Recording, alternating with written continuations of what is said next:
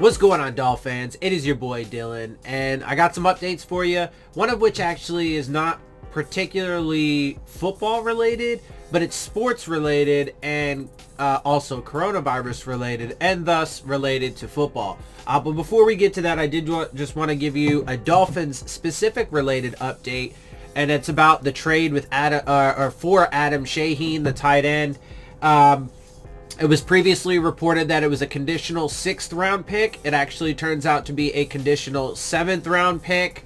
The scouting reports on the dude so far not very good from what I've seen and heard from other people. And it looks like the Dolphins are probably going to lose this trade, as they seem to do almost every time, particularly under this most recent regime.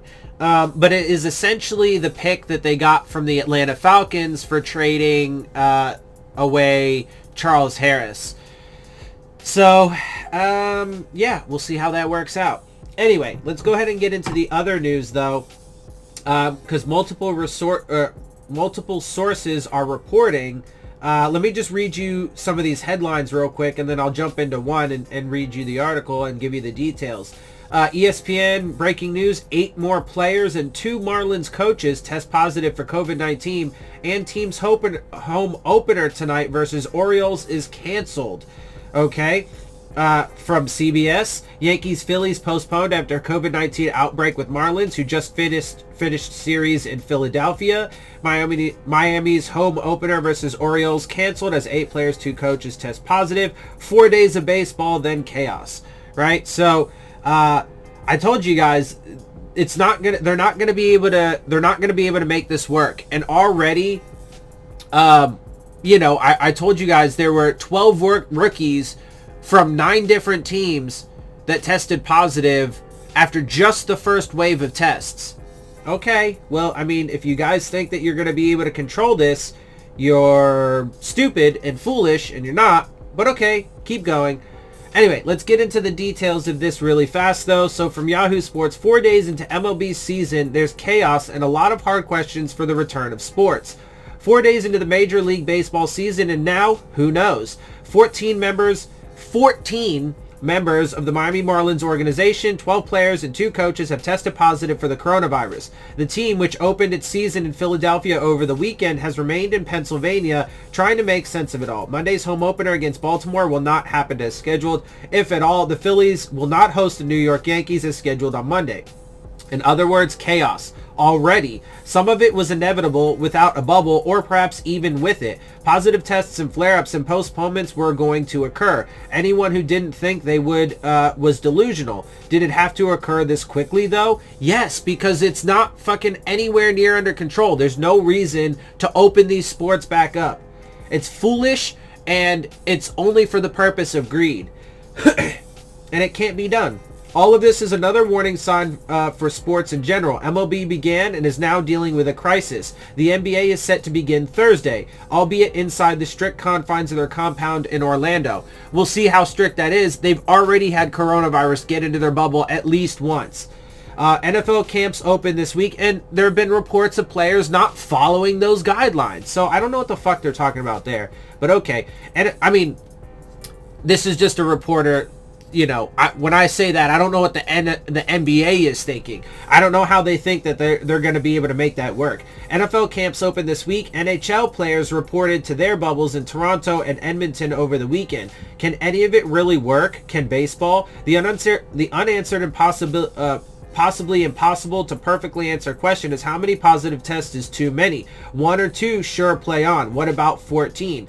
All right, that's where I'm going to stop, though, because with this article, because look,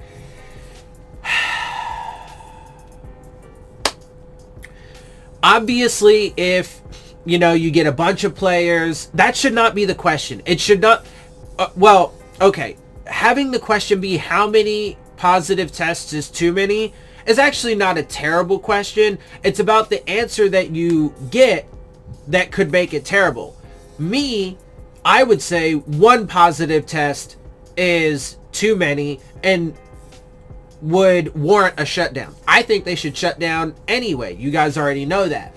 But obviously, once you start having outbreaks, then you're going to have to cancel games, and entire teams are going to have to be quarantined, etc., etc., and that causes all kinds of additional problems. Even if it's just one or two people and it happens to be a star player, how's that going to affect your team? You know, if it's a dude that's in your normal lineup, how are you going to fucking practice without that guy, etc., etc., and then play on Sundays, right? So there's all of that. However, the more important thing is that you're risking people's health. And it's not just when you get the virus. Okay, sure. You know, the majority of people end up, you know, either not being asymptomatic or having mild symptoms, getting over it or whatever. But it looks like the data is that you can absolutely catch it again.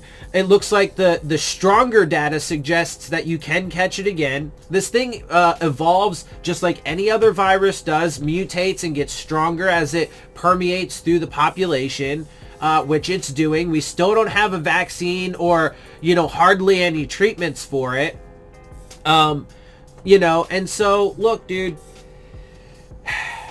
they're not going to be able to handle this. They're not going to be able to do it. They need to shut down, but they're going to force the issue, and they're going to see, and they're going to find out the hard way. I've been telling you guys, it's not going to work. It's not going to work. It's not going to work. But they insist, they insist, they insist. So far, none of the Dolphins rookies have tested positive, and a handful of them have started reporting in. But I'm telling you, it's not going to work. They are going to have outbreaks, and then eventually this thing's going to get shut down. And for what?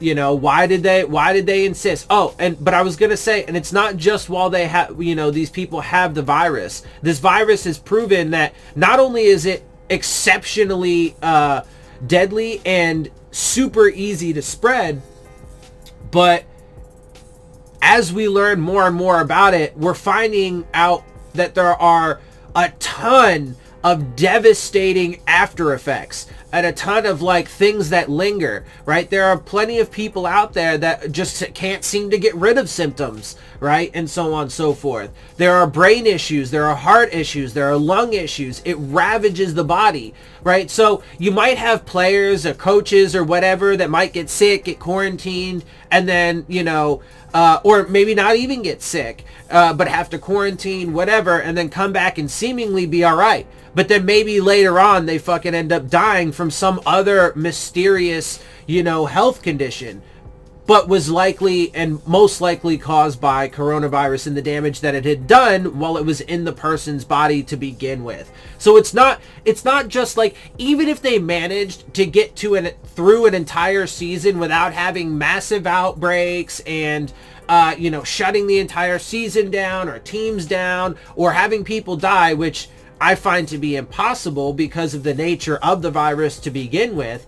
But even if they were able to do that, I guarantee you it would cause lingering or long-lasting effects to these people that would cause them, you know, serious issues down the road.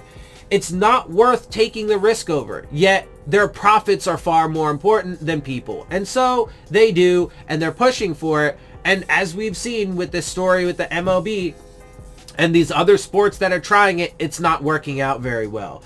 And it's not going to, because you can't control this. No matter what you do, no matter how many measures or protocols you put in place, the only acceptable measure and protocol is to shut down. Shut down. Don't take the risk. Don't bring people together. I mean, it's so mind-boggling. It literally is the simplest thing in the world. You have a deadly virus that is super easy to spread. Literally, one of the most fundamental ways to stop that is to keep people separated, to keep people locked down, quarantined in their homes. And then if you have to go out into the world, you wear a mask, social distance, wash your hands, blah, blah, blah, blah, blah, blah, blah, blah, blah, blah, blah, blah, blah, blah, blah, blah, blah. Right? But the primary way in which we stop the spread of this fucking thing is quarantine. Shut everything. But we know. Stock market, stock portfolios, greed of the billionaires. That's more important. Anyway, I'm going to get up out of here before I go on too many long-winded rants. You guys already know what's up and how I feel about it. If you appreciate my perspectives, make sure you hit the subscribe button. Make sure you hit the like button. Make sure you hit the bell if you want to get the alerts. Share my channel and videos with your friends and family. Leave your questions, comments, and concerns down in the comment section. And of course, as always, make sure you follow me on Twitter at Dillon Tartaro. And with that, I am out. I'll see y'all soon. Fins up.